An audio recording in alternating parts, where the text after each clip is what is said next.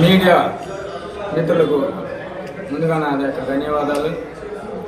ఈరోజు మీ యొక్క కోరిక మీద ఈ యొక్క ఎర్రగొండపాలెంలో నియోజకవర్గంలో జరుగుతున్నటువంటి పరిస్థితిని మీకు తెలియజేసిన కోసం నేను మీ ముందుకు వచ్చాను.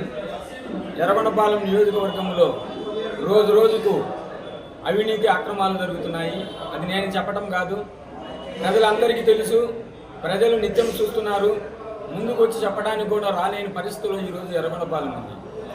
చంద్రబాబు నాయుడు కోసము, తెలుగుదేశం పార్టీ కోసము ఎర్రగొండపాలెంలో కష్టాలు ఎంతోమంది లీడర్లు రేయింబొగులు కష్టపడి వాళ్ళు కొన్ని కార్యక్రమాలు కూడా వదులుకొని మనకు ఇన్ఛార్జిగా నియమితులైన ఎలక్షన్ బాబుతో రేయింబొగులు తిరిగి ఎర్రగొండపాలెంలో 35,000 మెజార్టీ ఉన్నదాన్ని కేవలం 5,000కు తీసుకొచ్చాము. దానికి ఎవరు? మన డాక్టర్ గారు ఆధ్వర్యంలో ఎలక్షన్ బాబు అనే వ్యక్తి ఎర్రగొండపాలెం రావడానికి కారణం ఎవరు? మీ అందరికీ తెలుసు. ఎలక్షన్ బాబు అనే వ్యక్తి డాక్టర్ దగ్గరికి వచ్చి డాక్టర్ గారు ఇచ్చిన ఒక లెటర్ మీద ఈ యొక్క ఎర్రగొండపాలెం నియోజకవర్గానికి ఇన్ఛార్జిగా రావటము అది అందరికీ తెలుసు. ఇది వాస్తవమా కాదా తెలియజేయాలి. ఈరోజు డాక్టర్ గారిని ఆయన నానాక ఇబ్బందులు పెట్టి ఆయన ఒక గ్రూపు లీడర్గా వ్యవహరించడం ఆయనకు మంచి పద్ధతి కాదు. డాక్టర్ గారు ఓడించదలుచుకుంటే ఎలక్షన్ బాబును డాక్టర్ గారు ఓడించదలుచుకుంటే ఆయన డబ్బులు ఎందుకు ఇస్తాడు? ఆయన వారం రోజులు ఆయన కోడలు ఇంటింటికి తిరిగి ఎలక్షన్ బాబుకు ఓటేయమని చెప్పడము ఇది వాస్తవమా కాదా? ఎర్రగొండపాలెంలో ఉన్న లీడర్లు అందరూ గమనించారు. మరి ఆ రోజు డాక్టర్ గారు బట్టి ఇప్పుడు ఉండే లీడర్లు మొత్తం ఆ రోజు తిరిగారుగా. మరి ఆ రోజు డాక్టర్ గారు చేయట్లేదు అని పైన అధిష్టానాన్ని తెలియజేయచ్చుగా, చేయలేదు. ఈరోజు ప్రత్యేకంగా కొంతమంది లీడర్లు ఆయనను ఒక టార్గెట్ చేస్తున్నారు. ఎందుకంటే ఆయన రాకూడదు. ఎందుకు? ఆయన ఒకరి మీద ఆధారపడే మనిషి కాదు. డాక్టరు ఒకరి సొమ్ము తీసుకునే వాళ్ళు కాదు. పార్టీకి అంకిత భావతంతో 40 సంవత్సరాలు ఏకదాటిగా ఎర్రగొండపాలెం నియోజకవర్గంలో ఏకదాటిగా పాలించిన వ్యక్తి డాక్టరు. ఆయన సొంత డబ్బులు దాదాపు 10-12 కోట్లు మన చైర్మన్ పోటీకి నిలబడి ఖర్చు పెట్టుకున్నాడు. ఆయనకి రాజకీయంలో పోగొట్టుకున్నాడే కానీ ఒకటి సొమ్ము ఈ రోజు కూడా అతను ఆశించలేదు.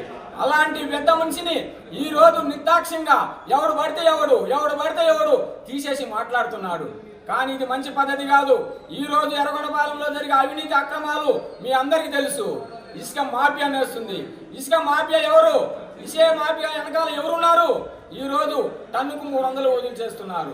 ఇసుక మాఫియాను ఎక్కడి నుంచో ఖమ్మం నుంచి వచ్చి ఖమ్మంలో వైసీపీ నాయకుడు అతని బచ్చల శ్రీనివాసు.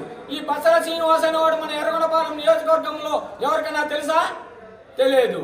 ఎర్రగొండపాలెం నియోజకవర్గంలో బచ్చల శ్రీనివాసు ఒక ప్రైవేటు ఆపరేటర్గా సీకటిగిపాలెం ఇనుకొండ దగ్గర సీకటిగిపాలెంలో ఆపరేటర్గా పనిచేస్తున్న వ్యక్తి ఇక్కడ దౌర్జన్యం చేసి కొంతమంది లీడర్లను ఎంటాడి వాళ్ళ ముఠా వాళ్ళతోటి కొట్టేయడానికి కూడా సిద్ధమైనాడు. దీనికి వాస్తవము మన కుంట దగ్గర ఉన్నటువంటి అక్కడ ఉన్న ఇసుక బ్రోకర్లను కూడా కేసు పెట్టించాడు.